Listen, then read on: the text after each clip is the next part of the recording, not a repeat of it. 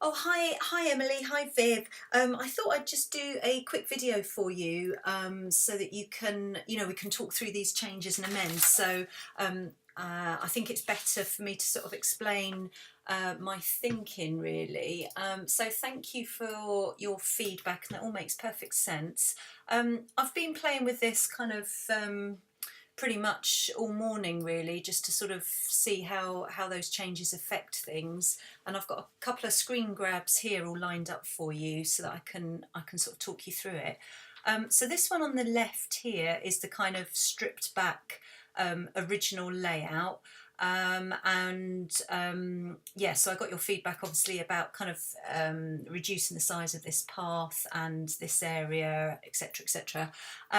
So what I did was I had a little play around with sort of making that path sort of half the size, and then had a look at sort of stepping stone ideas. And what I think you can see quite clearly is how it affects the placement of these hedges. So originally the path was lined up to be sort of in line with your doors from your downstairs bedroom. So that's what that kind of line was there. And the fact that it is kind of wide and a big expanse means that the kind of divides that come across here, an opening here that you sort of come around and through and down, and these hedges are staggered. And first of all, I thought, oh, it's not a problem at all. So you can see here I've reduced the paving, and I've come out, what was the measurement again? 2.7 instead of 3.6. That makes this little planting area obviously not square but rectangular, and I was kind of happy with that. And then you get to sort of making this path smaller. It doesn't quite line up with anything, and I thought, okay, that kind of, still works a little bit. But then I wasn't keen on how close it makes these hedges here, and it was looking like a very sort of skinny little thing, sort of pushed to the edge of the garden.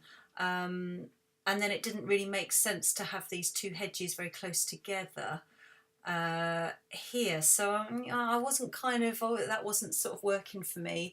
So then I sort of scrapped that and went on to a stepping stone idea following the same pathway. And again, when I put a single row of stepping stones in, it looked very skinny and narrow, and again these hedges are kind of too close together for me now. So it kind of, it just sort of affects a few different things. So in actual fact, what my preferred option is to kind of scrap the idea of coming in round this side bit, and to actually, if we go for a stepping stone idea, to actually make it a more central access. So this one on the right hand side is kind of my idea of how I think this, let me pull this together, how we can make it work and still sort of flow, and have the right proportions and things from a designer's point of view. Yeah, so here's the first one again on the left, and the second and the sort of revised one that I think works better. What I've done, so I've changed the sort of access point. I think if we're going to have just a smaller pathway, just having it going up kind of almost centrally here to the paved area, and then I've opened up the sort of staggering of the hedges. I've made them kind of separate entities. Before, originally, it kind of made sense because they were outlining the pathway, the sort of hogging area, if that makes sense. So that's kind of why they were kind of there. But it's okay because I wanted to just divide the garden into kind of good proportions.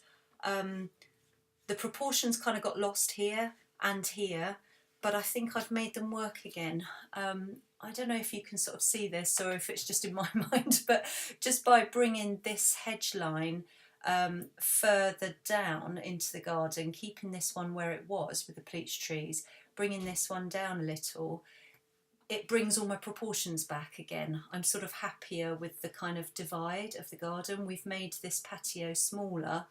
It gives us a bigger sort of expanse of green here, and I think actually The kids might find this more room to play. You know, if you still do want to kick a football about and what have you, you can go right across. These are obviously set into the grass, and you can go right across, and it's kind of not divided. If this became a solid path through the middle, then it wouldn't be my preference. You would have a long skinny bit of grass here and a funny shape here. So I think it only works with the stepping stone idea to bring it here, and likewise to push the path entrance over to the right.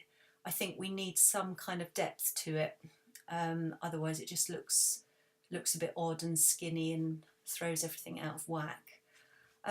So I hope that makes sense. That's kind of where I've got to with it anyway.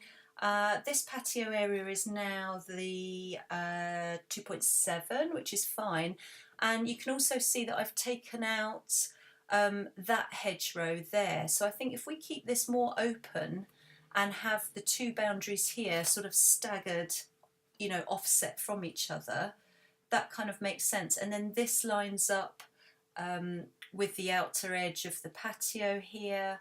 I'm sort of happy with that, and this kind of all lines up with this one, and that kind of makes sense to me. I think it's still nice to have a little indent of lines going out the way into the garden to draw the eye out, and just to mix up this paving a bit. I think that's still quite a nice little detail there, to mix up some of that paving. Yeah, and then what was the other change? The other change was, oh yes, at the top here. So yes, you're absolutely right. I've sort of changed this. This was the original kind of thing here with another line of hedging in. I've taken that out, taken the patio from the corner, and I've put a little bit of planting area up against the summer house along here. There's a little strip of planting that way. We can put some nice sort of hydrangeas or shade lovers or even climbers up the side of the house there, just to kind of enclose this off a little bit more, you know, but then just keep an open view and wrap the grass around there. And then the trampoline, yes, if that's sunken in, that's all for the better. That's great. And then finally, the other thing that I've added, because I've sort of simplified this a little bit, so I've taken out from over here in the left this hedge line. We had this one, boom, boom, boom, sort of 3 rows of hedging, if you like, dividing up.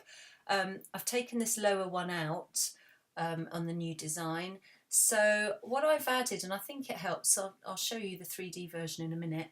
I've added a second row of the pleach trees, so just to reinforce that line out there, we've got one little section of pleaching coming out here, and I've put in pleaching with this hedge as well so that it matches up here. So I'll show you what that all looks like. Oh, and actually before I go on to that, we'll have to take a little look at the balcony area.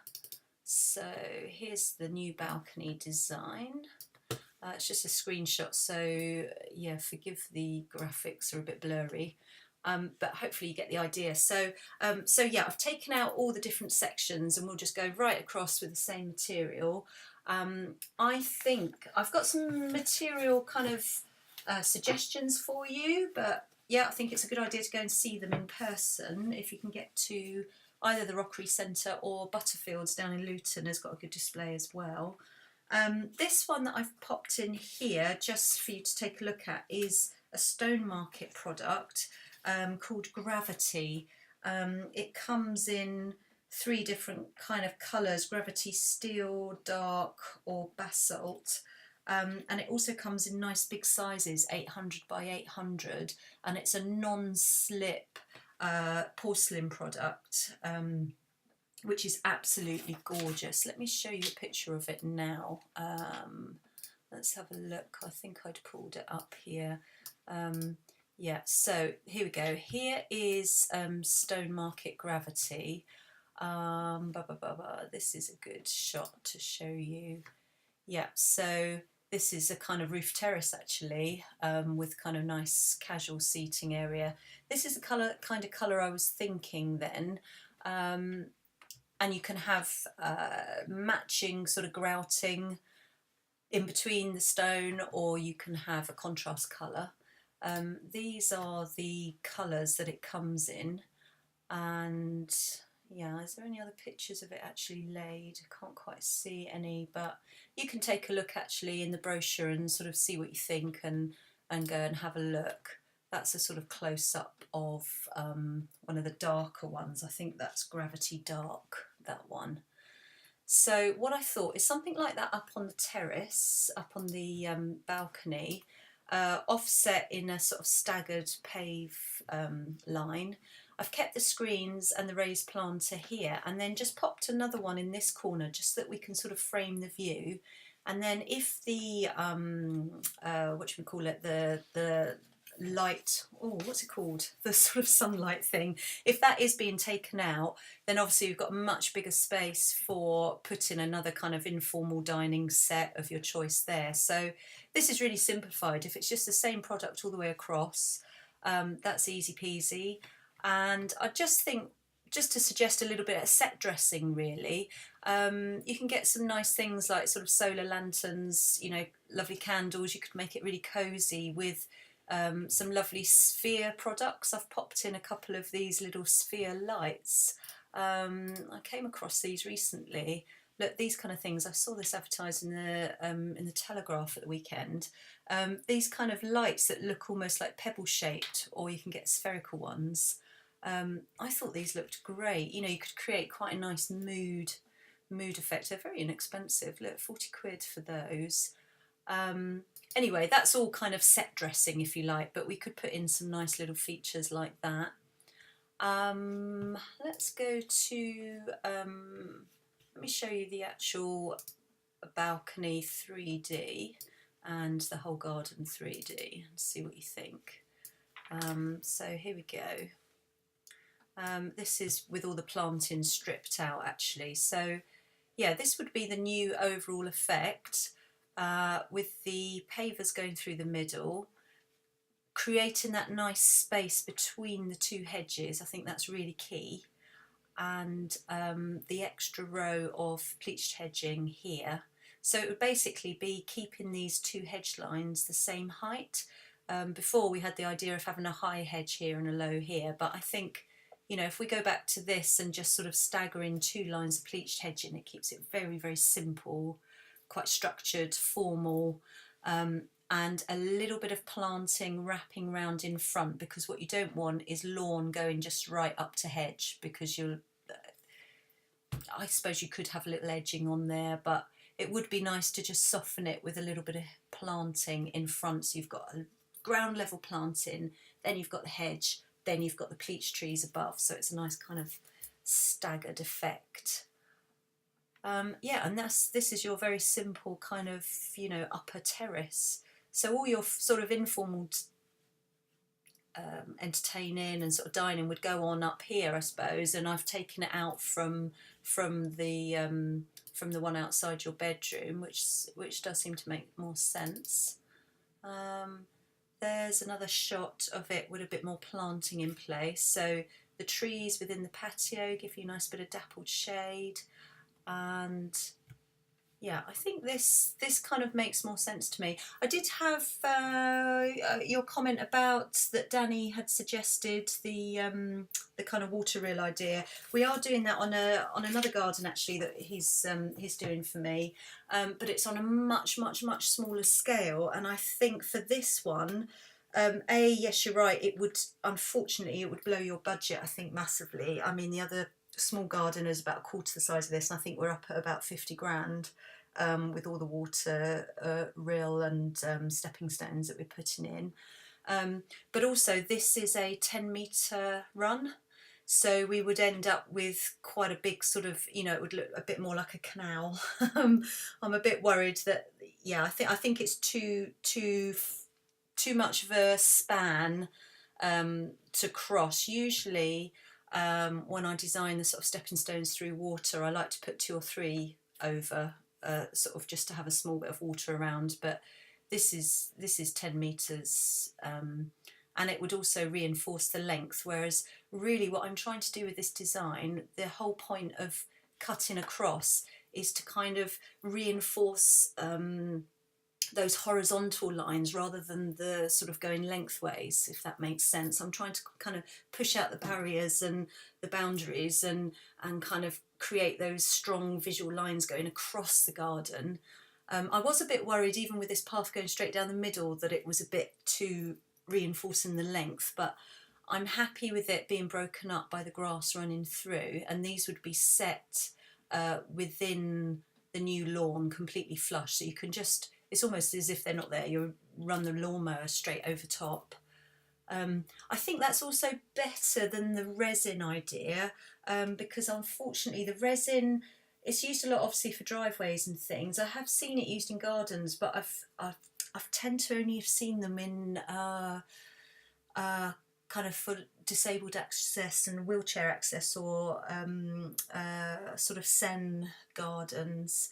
So I do find it a little bit, I don't know, it's quite a harsh surface, whereas the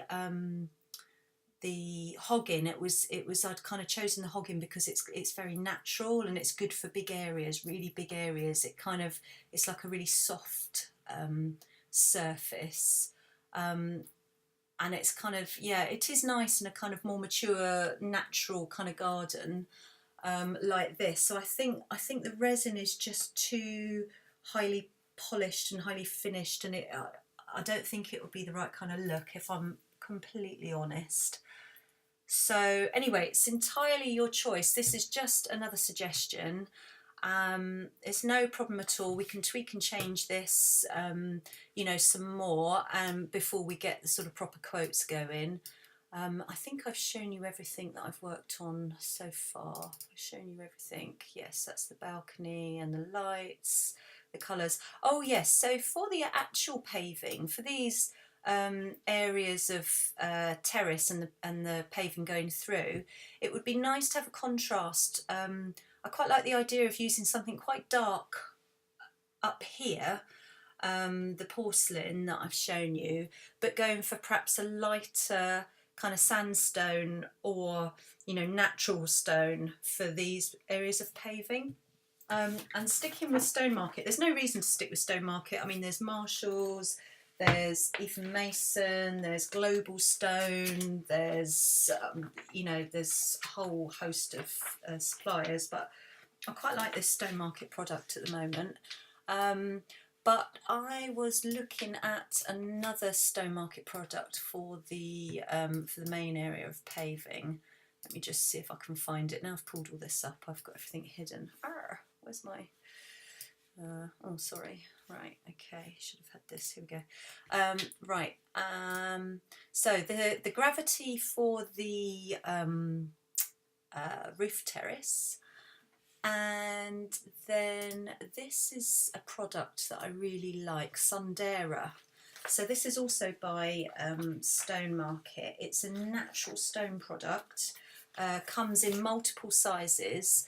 So, I mean, this is quite a nice little demonstration. You can sort of see, you can buy single packs of single size, or you can have it mixed up like this with multi-sizes. So I thought that would be nice for those main areas in the garden.